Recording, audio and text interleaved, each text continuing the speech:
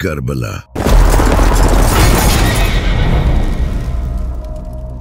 एक ऐसा रेवोल्यूशन जिसकी वजह से कई बड़ी गवर्नमेंट तक उलट गई, जैसा कि ईरान और सीरिया।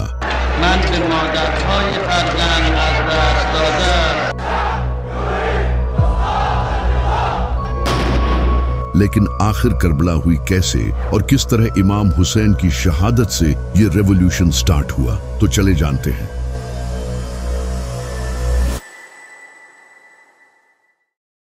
जब यजीद को मुआविया ने इमाम हसन अलैहिस्सलाम की ट्रीटी तोड़कर खलीफा बना दिया, तो अपनी मौत से पहले मुआविया ने अपने बेटे यजीद को वार्न किया और कहा कि हुसैन से होशियार रहना, अगर ये तेरे खिलाफ खड़ा हुआ तो तू नहीं बचेगा।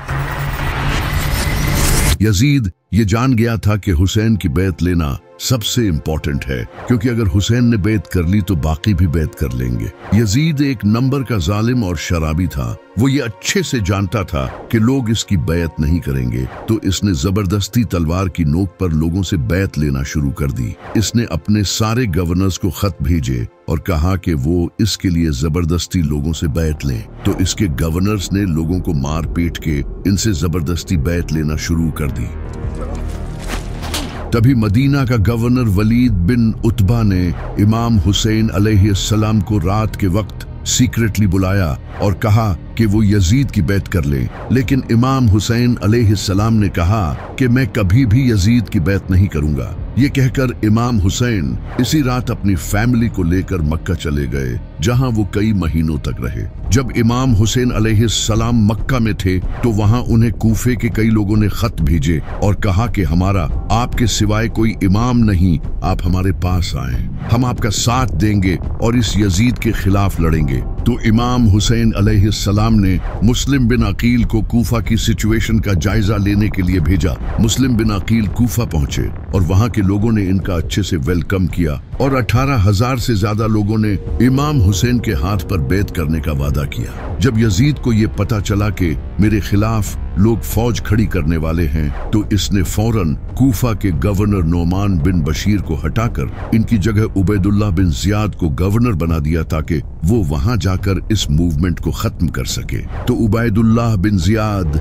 बड़ी ही चालाकी से रात के अंधेरे में इमाम हुसैन की तरह के कपड़े पहनकर और अपना मुंह छुपाकर कूफा में एंटर हुआ। जब लोगों ने इसे देखा तो उन्हें लगा कि इमाम हुसैन इन्हें लीड करने आए हैं। लोग खुशियां मनाने लगे और इसके हाथ चूमने लगे। उस वक्त इलेक्ट्रिसिटी तो होती नहीं थी, तो रात के वक्त किसी को पता नहीं चला। उबैदुल्लाह बिन जियाद कूफा के महल में एंटर हो गया और अगले ही दिन इसने अपनी असलियत लोगों के सामने जाहिर कर दी और कहा कि जो भी हुसैन का साथ देगा उसका अंजाम बहुत बुरा होगा। इसने मुस्लिम बिन अकील को भी पकड़ लिया और उन्हें महल की छत से फेंककर शहीद कर दिया। और जो भी लोग इमाम हुसैन का साथ देने वाले थे, इनमें से कई लोगों को शहीद कर दिया और कई लोगों को जेलों में डाल दिया। इमाम हुसैन अलैहिस्सलाम इस वक्त तक कूफे की तरफ अपनी फैमिली के साथ निकल चुके थे, क्योंकि वो पिछले 4 महीनों से मक्का में ठहरे हुए थे और हज के मौके पर कई हजार मुसलमान आकर इन्हें फॉलो करने का वादा कर रहे थे। यजीद को जब ये पता चला तो इसने अपने कुछ बंदे इहराम की हालत में इमाम हुसैन अलैहिस्सलाम को शहीद करने के लिए भेजे। जब इमाम हुसैन को इसका पता चला कि यजीद ने इन्हें मारने के लिए जासूस भेजे हैं, तो उन्होंने मक्का छोड़ने का फैसला किया और जाने से पहले खुतबा दिया और कहा कि जो हमारा साथ देगा वो शहीद होगा और जो पीछे रह जाएगा वो कभी भी उस अजीम कामयाबी को हासिल नहीं कर सकेगा। ये कहकर इमाम हुसैन अलैहिस्सलाम कूफे की तरफ रवाना हो गए। लेकिन इन्हें ये नहीं पता था कि कूफा में उबैदुल्लाह बिन जियाद ने कब्जा कर लिया है। इनके कई साथियों ने इन्हें वहां जाने से मना भी किया, लेकिन इमाम हुसैन अलैहिस्सलाम टोटल 70 से 80 लोगों के साथ कूफा की तरफ रवाना हो गए। वो किसी जंग के लिए नहीं जा रहे थे, बल्कि अपनी फैमिली के साथ कूफा के लोगों से मिलने जा रहे थे। ये अजीम काफिला रेगिस्तान में अपने सफर पर रवाना था कि तभी इन्हें मुस्लिम बिन अकील की शहादत की खबर मिली, जिसे सुनकर इनके कई साथियों का मोराल टूट गया और कुछ लोगों ने वापस जाने का सोचा तो इमाम हुसैन अलैहिस्सलाम ने इन्हें कहा कि हम अल्लाह की तरफ से आए हैं और हमें इसी की तरफ लौट कर जाना है। हमें ये सफर पूरा करना है और मैं वापस नहीं मुड़ सकता। तो इसके बाद इनका काफिला वापस से कूफे की तरफ रवाना हो गया। तभी रास्ते में एक जगह जब काफिले ने क़याम किया तो इमाम हुसैन सो रहे थे। तभी उन्होंने ख्वाब में अपने नाना नबी सल्लल्लाहु अलैहि वसल्लम को देखा। आपने इमाम हुसैन अलैहिस्सलाम को फरमाया, ए हुसैन आगे बढ़ो, अल्लाह तुम्हें शहीद देखना चाहता है। तो इमाम हुसैन अलैहिस्सलाम ख्वाब से उठे और आपने अपने साथियों से ये ख्वाब शेयर किया और उन्हें कहा कि जो वापस जाना चाहते हैं वो चले जाएं, क्योंकि अब जो मेरे साथ रहेगा वो मारा जाएगा। कुछ लोग छोड़ गए लेकिन बाकी इनके साथ रहे। तो काफिला फिर से अपनी मंजिल की तरफ रवाना हो गया। तभी रास्ते में इन्हें एक और काफिला दिखाई दिया जो कि ज़ुहैर बिन कैन का काफिला था। इनकी मुलाकात इमाम हुसैन से हुई। इस मुलाकात के बाद ज़ुहैर बिन कैन ने अपनी बीवी को तलाक दे दी और कहा कि तुम बाकी सबके साथ जाओ, क्योंकि मैं अब इमाम हुसैन अलैहिस्सलाम के साथ अपनी जान दूंगा। वहीं दूसरी तरफ यजीद को यह पता चल चुका था कि इमाम हुसैन कूफा की तरफ रवाना हो चुके हैं। तो इस नापाक ने हुर बिन यजीद को 1000 के लश्कर के साथ इमाम हुसैन अलैहिस्सलाम के काफिले की तरफ भेजा। हुर बिन यजीद ने अपने लश्कर के साथ इमाम हुसैन के काफिले को रास्ते में ही एक जगह दरियाए फुरात के किनारे रेगिस्तान में रोक लिया। इमाम हुसैन ने अपने साथियों से पूछा कि ये कौन सी जगह है, तो उन्होंने बताया कि ये करबला है। इमाम हुसैन अलैहिस्सलाम की आंखों में आंसू आ गए और आपने फरमाया, यही वो जगह है जहां हमारा खून बहाया जाएगा। इमाम हुसैन अलैहिस्सलाम ने हुक्म दिया कि यहीं खैमे गाड़ दो, अब हम आगे नहीं बढ़ेंगे। ये वही जगह थी जहां से जब इमाम अली अलैहिस्सलाम जंगे सफीन से वापसी लौट रहे थे तो आपने यहाँ रुक कर फरमाया था, ऐ हुसैन, उस दिन सब्र करना जिस दिन तुम्हारा बाप तुम्हारी मदद के लिए तुम्हारे पास नहीं होगा। तुम करबला की जमीन पर सब्र करना,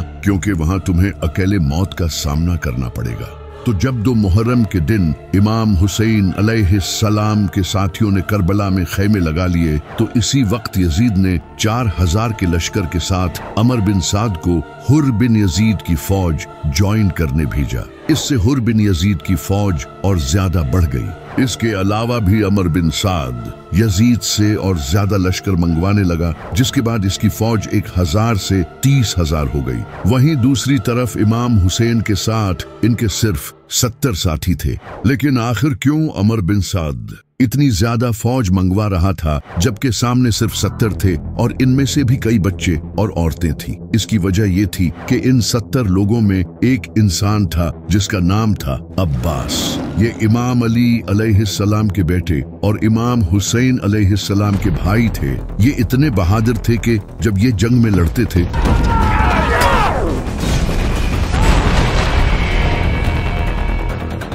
तो लोगों को लगता था कि अली लड़ रहा है। इन्हें इमाम अली अलैहिस्सलाम ने तहज्जुद में अल्लाह से मांगा था। आपने दुआ की थी, ऐ अल्लाह, मुझे ऐसा बेटा अता फरमा जो मेरे बेटे हुसैन को इसकी तन्हाई के दिन सहारा दे। मुझे ऐसा बच्चा अता कर जो हुसैन का वफादार हो, जो करबला में इसके साथ खड़ा हो, जो इसके लिए अपनी जान दे और मौत के सामने न झुके। तब जाकर अल्लाह ने उन्हें अब्बास जैसा बेटा दिया। इसी वजह से अमर बिन साद लगातार फौज मंगवा रहा था क्योंकि सामने अब्बास खड़ा था। तो इमाम हुसैन ने कूफा के लोगों को एक खत लिखा उन्हें अपनी इस कंडीशन के बारे में बताने के लिए, लेकिन वो खत कभी कूफा के लोगों तक पहुंचा ही नहीं। इमाम हुसैन और इनके साथी शदीद प्यास बर्दाश्त कर रहे थे क्योंकि अमर बिन साद ने 500 फौजी फुरात के किनारे खड़े कर दिए थे। इस वक्त रेगिस्तान में शदीद गर्मी थी, सूरज सर पर था, बच्चे रो रहे थे और इनके होंठ सूखे पड़े थे। यहाँ तक कि औरतें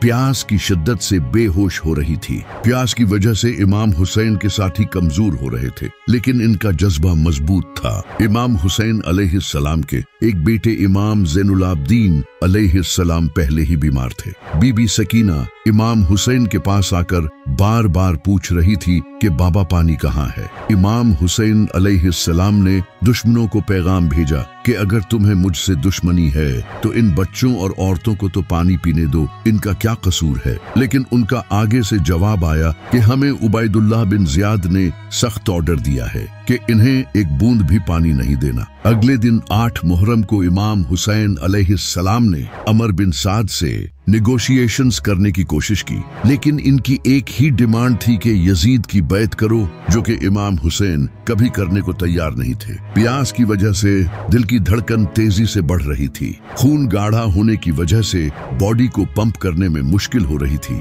ब्रेन फंक्शंस कम हो रहे थे और ये सब बच्चों में और ज्यादा हो रहा था। 9 मुहर्रम का दिन आ चुका था और इसी आजमाइश में 9 मुहर्रम का दिन भी गुजर गया। इमाम हुसैन अलैहिस्सलाम ने सारी रात इबादत की और अपने साथियों से कहा, तुम अब जा सकते हो, दुश्मनों को सिर्फ मेरी जान चाहिए, मैं नहीं चाहता कि मेरी वजह से किसी की जान जाए। इसके बाद इमाम हुसैन ने चिराग बुझा दिया और जब थोड़ी देर बाद चिराग जलाया तो इनका एक भी साथी इन्हें छोड़कर नहीं गया। हुर बिन यजीद को जब ये पता चला कि अमर बिन साद इमाम हुसैन के खिलाफ जंग करेगा तो उन्होंने इमाम हुसैन की फौज ज्वाइन कर ली, क्योंकि वो इमाम हुसैन की इज्जत करते थे। इसके बाद 10 मुहर्रम का सूरज चढ़ा। इमाम हुसैन अलैहिस्सलाम यजीद की फौज के सामने आए और कहा, ऐ लोगो, गौर करो कि मैं कौन हूँ। क्या मैं तुम्हारे नबी का बेटा नहीं हूँ? क्या तुम मुझे सिर्फ इसलिए कत्ल करना चाहते हो कि मैंने यजीद की बैत करने से इनकार कर दिया? लेकिन दुश्मन खामोश रहे तो इमाम हुसैन ने अपनी फौज को तैयार किया और 3 हिस्सों में डिवाइड किया। एक हिस्सा राइट में था, एक लेफ्ट में और एक हिस्सा सेंटर में था, जिसे हजरत अब्बास लीड कर रहे थे, जबकि यजीद की आर्मी इनके चारों तरफ थी। तो फज्र की नमाज के बाद जंग शुरू हुई।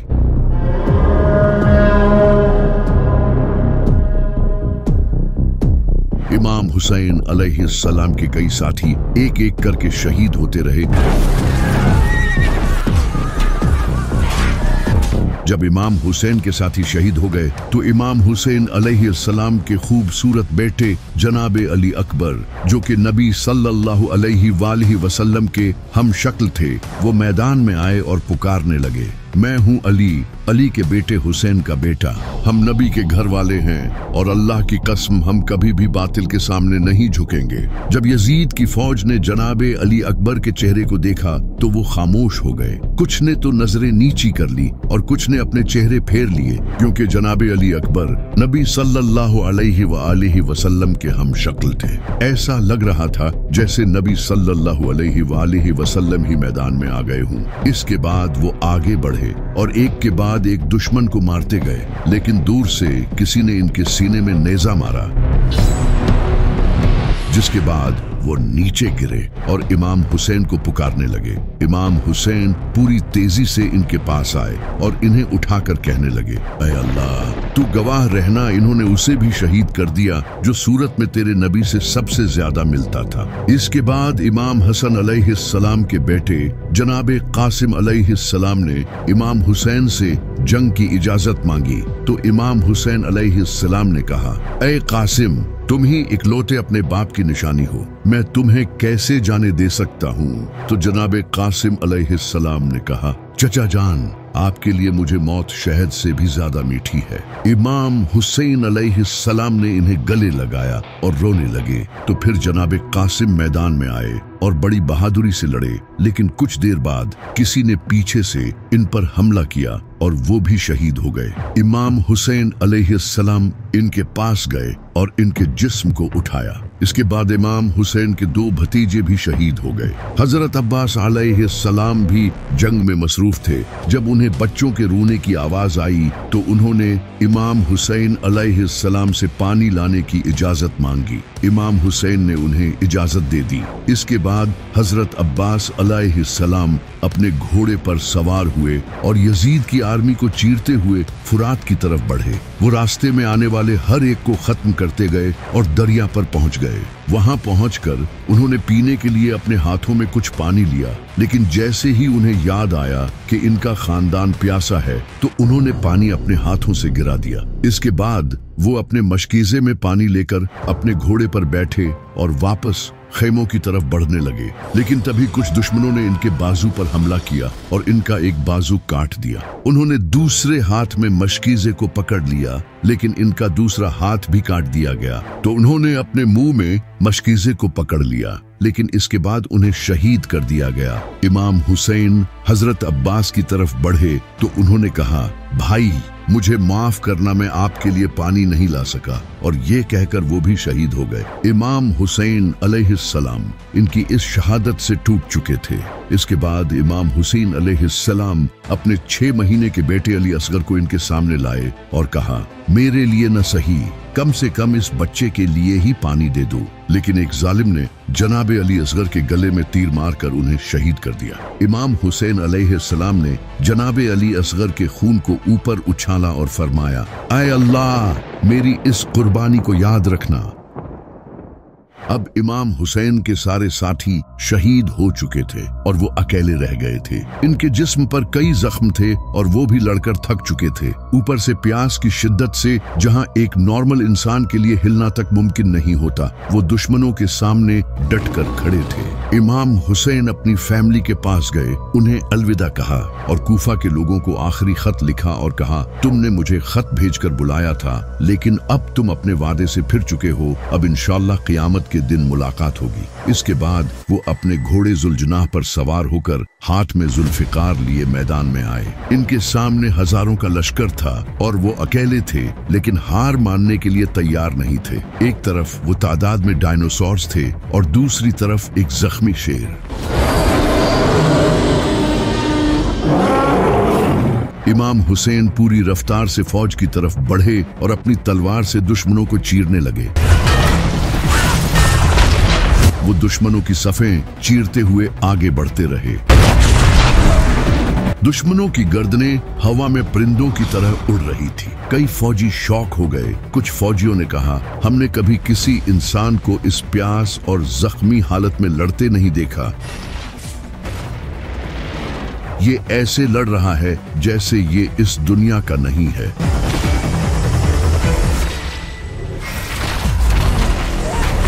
यजीद की फौज के कई कमांडर्स ने एक साथ हमला करने का कहा, लेकिन कोई भी इमाम हुसैन को फेस करने के लिए तैयार नहीं था। 10 फौजी एक साथ इमाम हुसैन अलैहिस्सलाम से लड़ने आते, लेकिन फिर भी वो इनका मुकाबला नहीं कर पा रहे थे।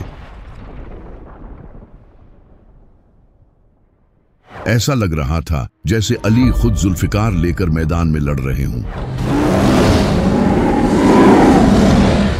दूर खड़े अमर बिन साद ने जब ये देखा तो इसने ये देखकर अपनी फौज को कहा, चारों तरफ से हमला करो और हुसैन पर दूर से तीर बरसाओ। जब इमाम हुसैन पर हजारों तीर बरसे तो वो खुद को बचा न सके और इनका पूरा जिस्म तीरों से भर गया। इमाम हुसैन अलैहिस्सलाम अपने घोड़े से गिरे और सजदे की हालत में चले गए। इसके बाद वो शहीद हो गए। इमाम हुसैन की शहादत के बाद शिमर इमाम हुसैन अलैहिस्सलाम के पास आया और आपके सीना मुबारक पर इसने अपना नापाक पांव रखा और इसके बाद इमाम हुसैन अलैहिस्सलाम के सर को तन से जुदा कर दिया। इमाम हुसैन के खैमों को लूटा गया, इनकी औरतों और बच्चों को कैदी बना लिया गया। इमाम हुसैन की शहादत के बाद एक ऐसा रिवॉल्यूशन आया जो कि आज तक कायम है। इमाम हुसैन की शहादत का जब कूफा के लोगों को पता चला तो उन्होंने इमाम हुसैन की कब्र पर आकर कसम खाई कि वो यजीद के खिलाफ आखिरी दम तक लड़ेंगे। इनका इम्तिहान हमारी तलवार ही लेगी। इसके बाद उन्होंने यजीद के खिलाफ जंग की और शहीद हो गए। इसके बाद मक्का में अब्दुल्लाह बिन जुबैर ने यजीद की बैत करने से इनकार कर दिया। यहाँ हम उनको रोकेंगे। जिसके बाद मक्का के मुसलमानों ने यजीद से जंग की और हजारों मुसलमान शहीद हुए। ना रहम करो। इसके बाद मदीना के लोगों ने भी यजीद की बैत तोड़ दी।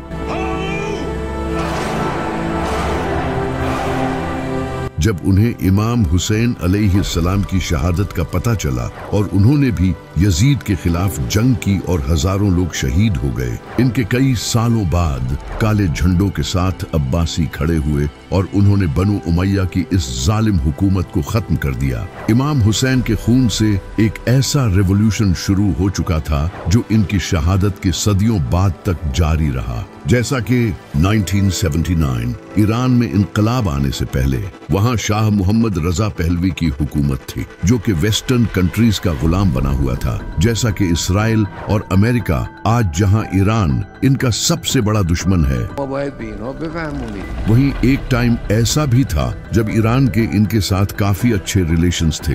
On behalf of all of my fellow Americans in welcoming you to the United States. इस वक्त ईरान में फुल वेस्टर्न कल्चर था और रिलीजियस स्कॉलर्स तक को सप्रेस किया जाता था। तभी एक इंसान खड़ा हुआ जिसका नाम था अयतुल्लाह खोमेनी। खोमेनी ने लोगों को बताना शुरू किया कि हर दिन आशूरा का दिन है और हर जमीन करबला की जमीन है, यानी कि वो लोगों को ये कहने लगे कि हमें करबला की तरह इस यजीद के खिलाफ भी खड़ा होना पड़ेगा और ईरान में रिजीम चेंज लाना होगा। खोमेनी ने मजलिसों में लोगों को अवेयर करना शुरू किया। लोग इनकी बात समझने लगे और लब्बैक या हुसैन के नारे लगाने लगे। लोग इमाम हुसैन अलैहिस्सलाम के झंडे उठाने लगे और यहाँ तक कि कई हजारों मुसलमानों ने हुकूमत से लड़ने में अपनी जान तक दी। लोग इमाम हुसैन अलैहिस्सलाम की स्टोरी से मोटिवेट होने लगे और इसी तरह अयतुल्लाह खोमेनी ने ईरान की हुकूमत पलट दी,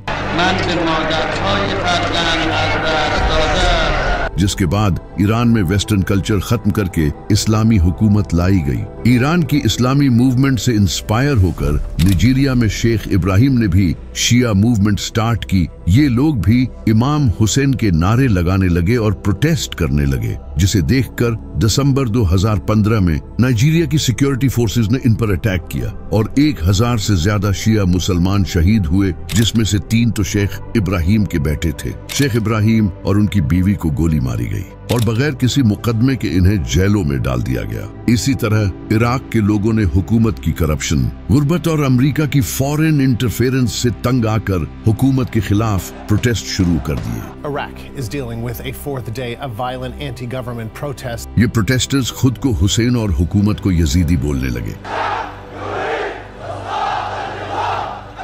100 से ज्यादा लोगों ने अपनी जान दी। 5 Iraqis died in clashes between police and anti-government protesters in और हजारों लोग जख्मी हुए। कई लोगों को स्नाइपर्स के जरिए मारा गया और इन प्रोटेस्टर्स के कैंप्स तक जलाए गए, एग्जैक्टली जिस तरह इमाम हुसैन के खेमे जलाए गए थे। इसी साल लुबनान के लोगों ने हुकूमत की करप्शन और सियासी निजाम से तंग आकर हुकूमत के खिलाफ प्रोटेस्ट किए। लोग खुद को हुसैनी कहने लगे और काले झंडे उठाकर प्रोटेस्ट करने लगे। इन प्रोटेस्टर्स पर भी गवर्नमेंट ने टीयर गैस छोड़ी और कई लोगों को अरेस्ट भी किया गया। लेकिन इस प्रोटेस्ट के 2 हफ्ते बाद इनके प्राइम मिनिस्टर साद हरीरी ने रिजाइन कर दिया।